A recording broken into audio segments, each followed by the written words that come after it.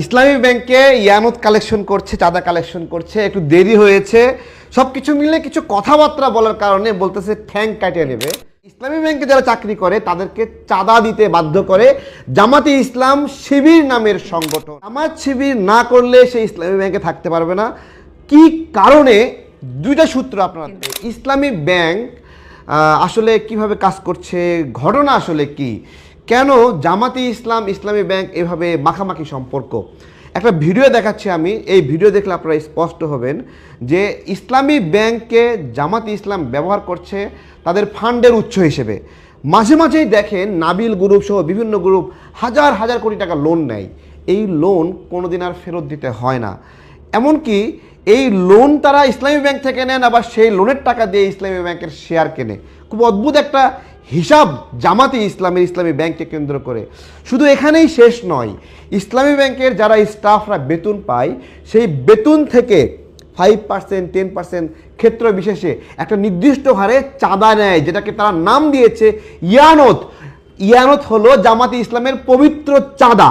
কিন্তু এই চাঁদা ইয়ানত, আমরা এই বিষয়ে একটা ভিডিও দেখব, চলেন, তাহলে আপনারা বুঝতে পারবেন যে আসলে এইখানে জামাতে ইসলাম ইসলামী ব্যাংক নিয়ে কিভাবে কাজ করছে। চাঁদা কালেকশন করার জন্য চাঁদা যেটাই বলি আসার পরে আমি একদম ওই দিন প্রচন্ড ভিড় ছিল। ভিড় থাকার কারণে আমরা আমাদের একজন অফিসার, আমাদের আব্দুল জলিল আরটিএস প্রজেক্টের অফিসার, আমি তাকে বললাম যে তারা যেটা আসছে সবাই থেকে কিছু কালেকশন করে তাদেরকে দিয়ে দেন।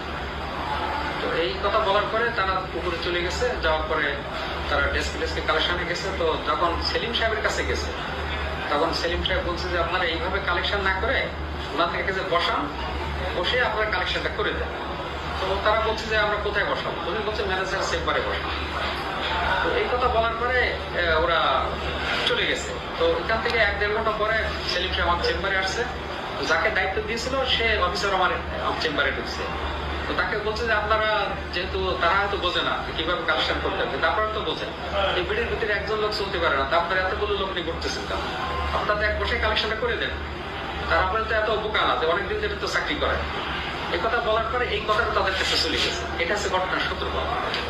এই ঘটনায় ওই দিনে আপনার 3:30-4টার দিকে, আমরা ওই দিন আমরা 3টার দিকে নামাজ পড়েছি, জোহরের নামাজ, এত ভিড় ছিল। তখন তারা এসে বলল কি যে আমিন সাহেব, যে আমার শিবে কি বলে আমিরুল ইসলাম, সে এসে বলতেছে যে সেলিমকে ডাকেন। তা আমি সরল বিশ্বাসে ডেকেছি। ডাকার পরে যে রাখবো তা তো আমি জানি। এখানে আসার পরে বলতেছে আপনি এরকম কালেকশন করতে নিষেধ করছেন কেন, এটা করছেন সেটা করছেন কেন? তা বলছে না ভাই আমি তো এরকম কিছু বলিনি। তো তখন বলছে যে আপনার পাটা কেটে ফেলবো। তা আমি বললাম যে আমি ভাই আপনার কিন্তু লিমিট ক্রস করে যাচ্ছে, আপনি এরকম কথা বলতে পারেন না। আর সেই ঘটনাতে এরকম কোনো ঘটনা ঘটে নাই যে মানে এরকম কথা বলার মতো কোনো ঘটে নাই। তা বলছে আমি তো ঠ্যাং কেটে ফেলবো একদম। এই বলে এখানে আরেকটা ছেলে দাঁড়ানো ছিল, আমি তাকে চিনি না, সে একই রকম কথা বলি, কিন্তু সে যে কি কথা বলে এই কথাটা আমি খেয়াল করতে পারতেছি, প্রচন্ড ভিড় ছিল। তো এরপরে গতকাল অফিস হচ্ছে, আর আজকে এই অফিসে আসার পথে সেলিম এই তাদের তারা ইনজুর হয়েছে। এটা হচ্ছে মূল ঘটনা। কালেকশন বলতে কি বোঝাচ্ছে? কালেকশন ওরা ইয়ানাত কালেকশন করে প্রতি মাসে মাসে, যারা বলতে পারেন আর কি। চিন্তা করতে পারেন, ইসলামী ব্যাংকে ইয়ানত কালেকশন করছে, চাঁদা কালেকশন করছে, একটু দেরি হয়েছে, সব কিছু মিলে কিছু কথাবার্তা বলার কারণে বলতেছে ঠ্যাং কাটিয়ে নেবে। এবং সেখানে কিন্তু হাত ভেঙে দেয়, এরকম ঘটনা, শারীরিকভাবে নির্যাতনের ঘটনা ঘটে। এইটা হলো জামাতি ইসলাম এবং ইসলামী ব্যাংকের মধ্যে একটা সম্পর্ক। ইসলামী ব্যাংক জামাতি ইসলামের হলো একটা আয়ের একটা উৎস, যেখানে ইসলামী ব্যাংকে যারা চাকরি করে তাদেরকে চাঁদা দিতে বাধ্য করে জামাতি ইসলাম শিবির নামের সংগঠন। এইবার বুঝতে পারছেন যে কেন জামাতি ইসলাম ইসলামী ব্যাংক থেকে 5,000 কর্মীকে বের করে দিয়েছে যারা জামাত শিবির করে না। জামাত শিবির না করলে সে ইসলামী ব্যাংকে থাকতে পারবে না। কি কারণে? দুইটা সূত্র আপনারা দেখেন। 1 নাম্বার, তাদের আয়ের যে একটা গোপন উৎস ছিল এটা ফাঁস হয়ে গেল। 2 নাম্বার হলো এই ব্যাংককে বানিয়েছেই জামাতে ইসলামের সেবা করার জন্য এবং ভোট চুরি করার একটা দীর্ঘ পরিকল্পনা নিয়ে। এবং এই ব্যাংকে যখন ধরা খেলো তখন বলছে এইটা আর জামাতে ইসলামের ব্যাংক নয়। এই হলো প্রিয় ভাইরা সামগ্রিক অবস্থা।